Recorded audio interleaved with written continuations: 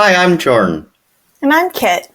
Welcome to Starry Time, where stars plus lines Equal stories. Today we're going to be continuing our exploration of the constellations Ursa Major and Ursa Minor, the big and small bears of the night sky. Initially, we thought we might try to separate out the myths of these two constellations, but the myths about them do overlap a lot. So rather than try to create artificial boundaries like the IAU, we're going to talk about them together. There's quite a bit of overlap. In fact, I would say you can't have Ursa Minor without Ursa Major. Although both of these constellations were identified in Ptolemy's Almagest, these patterns in the night sky have a much longer history and have actually been the basis of many different myths and folklore across the globe. It would be really difficult to summarize all of these stories, so we're going to do a quick rundown of some of our favorites or ones that stood out to us before we go into a bit of a deeper dive into the Greco-Roman myths. So if we don't mention your favorite or you know of other ones, be sure to let us know over on our socials, where we'll be sure to post some sources to learn more. We're at the Starry Time pod on the Universidon server of Mastodon.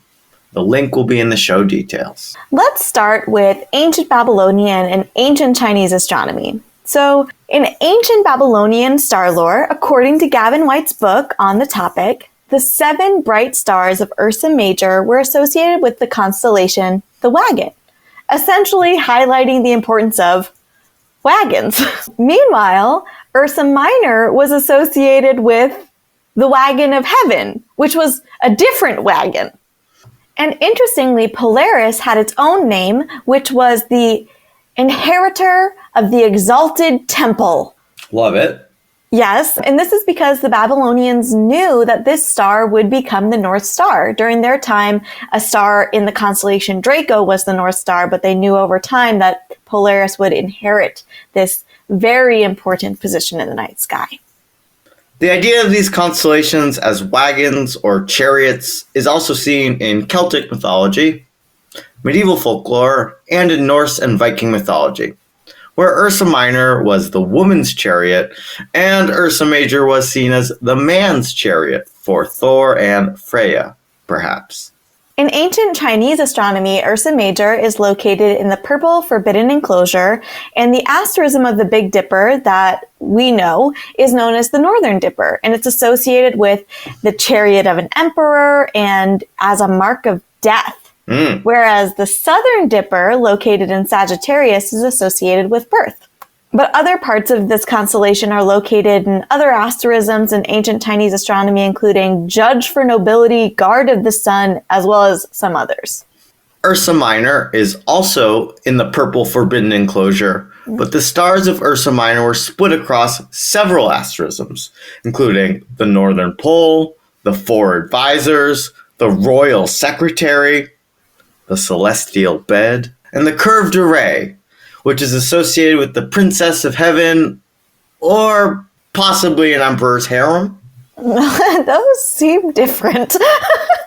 Kit, we will definitely need a deep dive into ancient Chinese astronomy once we make our way through the 88 IAU constellations. Maybe season 7 of Starry Time. Everybody stay tuned. Some of my favorite myths and folklore about these constellations come from indigenous traditions, and there are a number of different versions of the Ursa Major and Ursa Minor myths in these cultures. For example, for some Inuit traditions, Ursa Major is the story of 4 hunters who are following a bear. The bear climbed into the sky, and 3 of the warriors followed, while 1 returned to fetch a mitten left on Earth. The hunter who returned to Earth tells the story of the bear being hunted by the other 3 warriors. Another example comes from the Wasco people, who tell a story of a coyote with 5 wolf brothers. The wolf brothers spoke to the coyote about 2 animals in the sky that they saw while hunting, but were unable to reach. Coyote shot arrows into the night sky, which the 5 wolves climbed up, eventually finding 2 grizzly bears. Coyote climbed back down the arrow ladder, breaking it as it went, keeping the beautiful image of the wolf brothers and 2 bears forever in the night sky. Still other cultures and people saw these constellations as stretchers, a plow, a saucepan, and even as a dog's tail in some ancient Greek versions. Which is weird because there's not a dog nearby in the ancient Greek maps. So these are just some other examples. And if you want to know more, head over to our socials because there is a ton more myths related to these constellations. But let's turn our attention to two of the most common Greco-Roman myths that have been associated with these constellations. The first myth is pretty straightforward, and it's related to the goat star, aka Capella, which we discussed back in season 2 in our episode on Auriga. Long story short, Zeus is hidden away from his cannibal father Cronus and is protected by a variety of nymphs who may or may not be goats. We don't know. Mm-mm. Two of these protectors are Ursa Major and Ursa Minor, who Zeus put into the night sky either to save them or as an honor. In one version, where they're literal bears, the tail of the bear becomes visible because Zeus grabs them by their small tail and swirls them up into the sky, causing their tail to grow long. The second myth, however, is a little bit more developed. It still involves Daddy Z. Oh, and this is a real classic Daddy Z myth. Everybody buckle up. As most Zeus myths start, this one starts with a beautiful nymph and huntress named Callisto. She is said to be the daughter of Selene, an Oread or mountain nymph, and King Lycaon, who is a king of Arcadia. Just a quick side note about this guy. There's not really a good way to say this, so I'm just going to blurt it out. He cooked his son and fed him to Zeus. And Zeus was so mad, he turned the king into a wolf and brought his son back to life. I mean, if even Zeus is like, that's a bit too far. Yeah.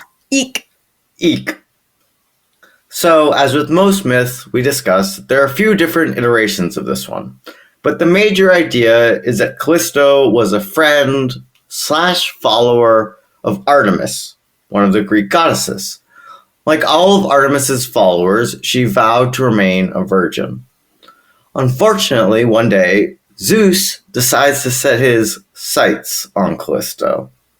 Probably my favorite version is from Ovid, who says that Zeus disguised himself as Artemis and seduced Callisto.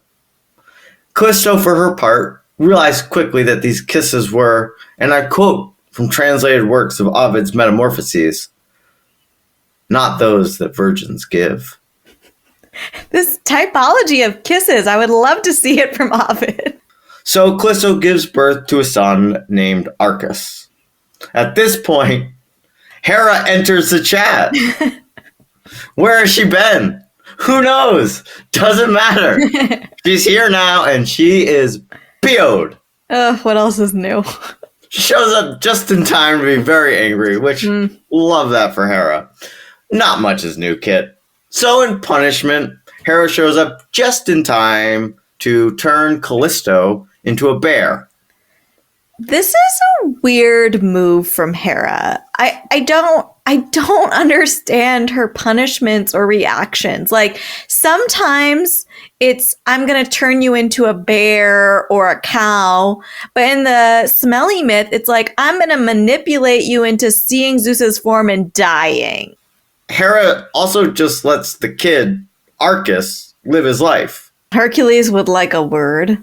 So Arcus, son of Callisto, is just out there living his life and goes out hunting. Yeah, a very princely activity. He's got time, he's got energy, he needs to get better at it. And Callisto sees him. She runs towards him out of recognition, but she's a bear now. And Arcus does what most people would do when being approached by a bear at velocity. He attempts to kill the bear, who he, of course, doesn't know his mother. And Zeus, again, right place, right time, or was watching the right channel, decides, oh, shoot, maybe I should intervene.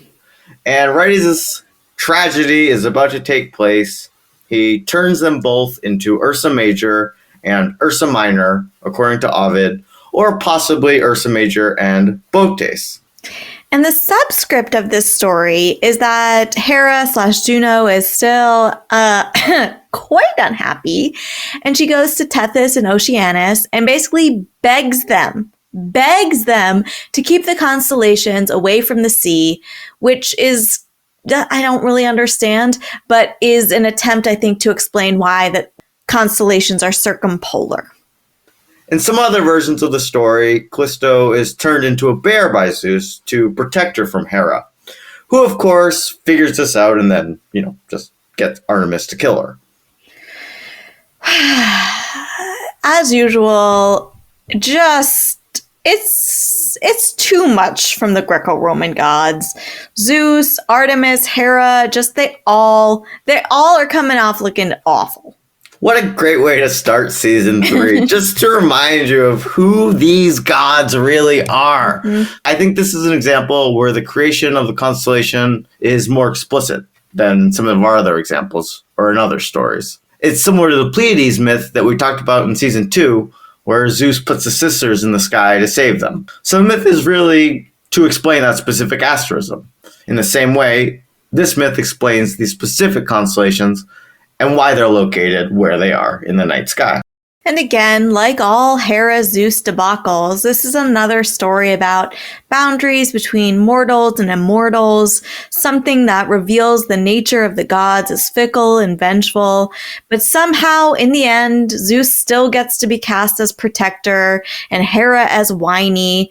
So, yeah, I guess see our other Daddy Z myths and retcons for more analysis.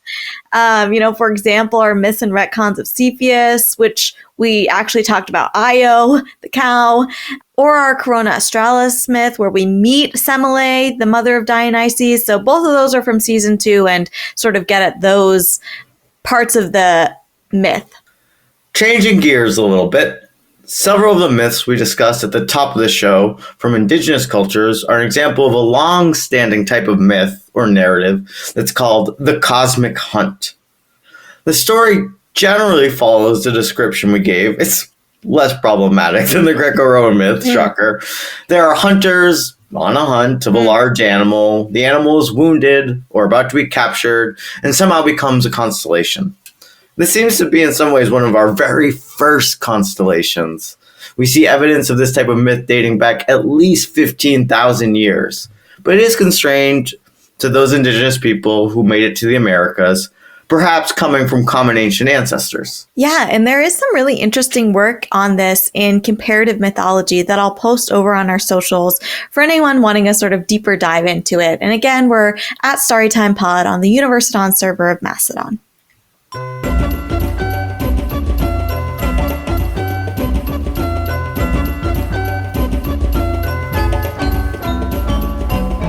Welcome back to our segment, Retconstellation.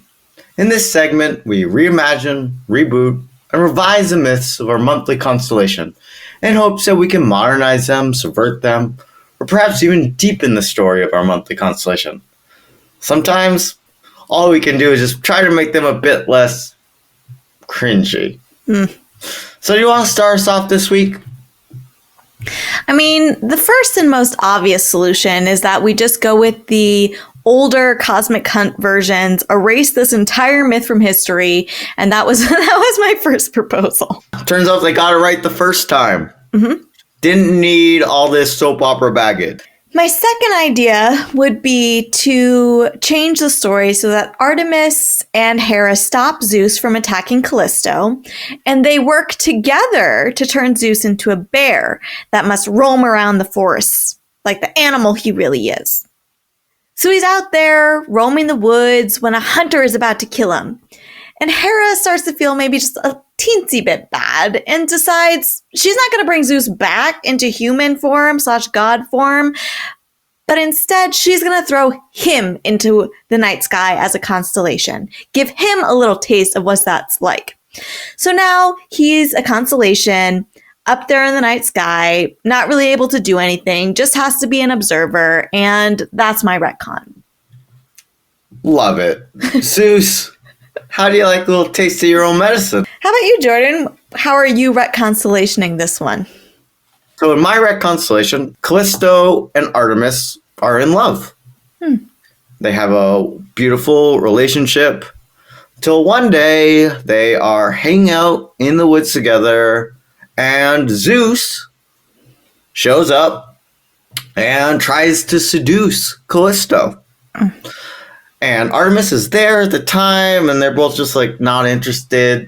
My guy, just not my type, as you can see here. But Zeus, very petty, doesn't take rejection very well. So, just in rage and fury, he returns to Mount Olympus and starts thundering down and throwing down lightning bolts, which creates a giant forest fire.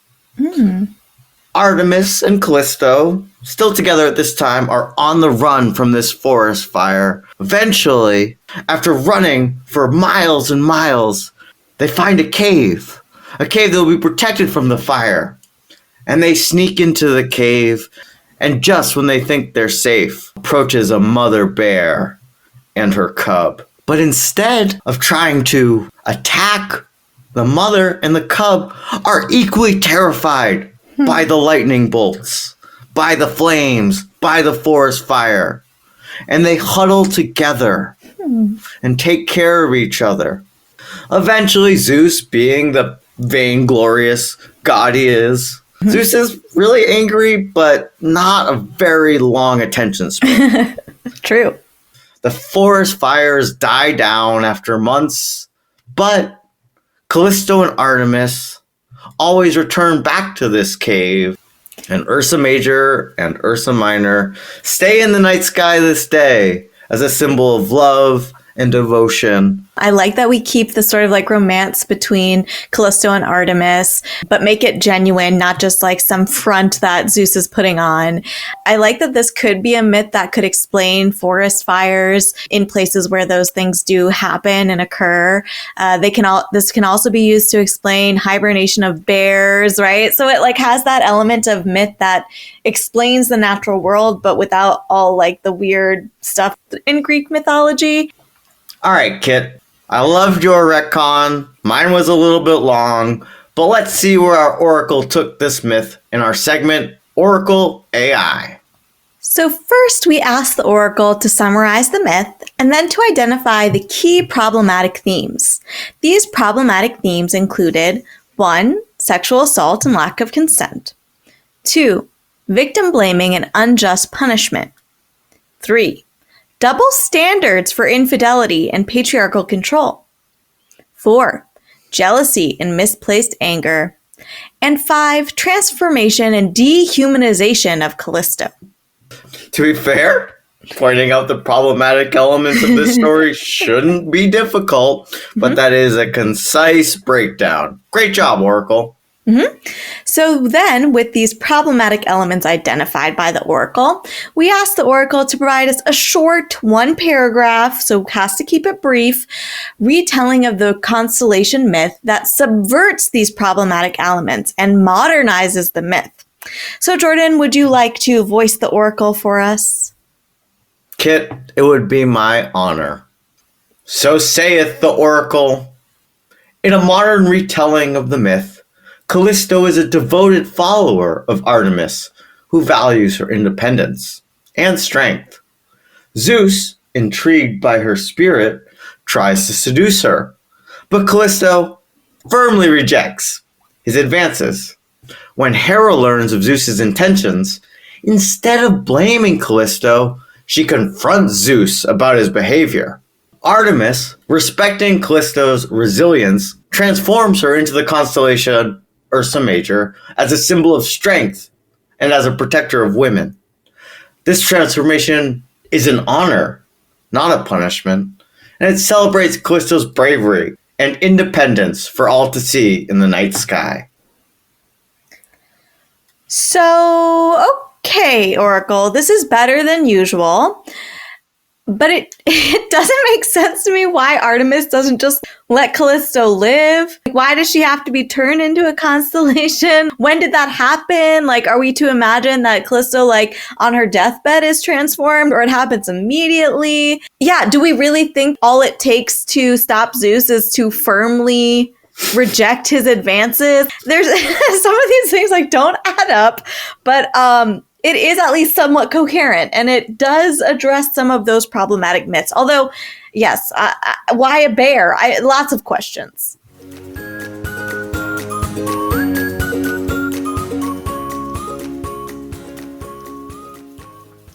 This brings us to the end of our episode this week. Join us next week for the pop culture segment of our exploration of the constellations, Ursa Major and Ursa Minor. This has been Kit. And Jordan. Sisters who love stars and stories. And we'll see you next time. On Starry Time.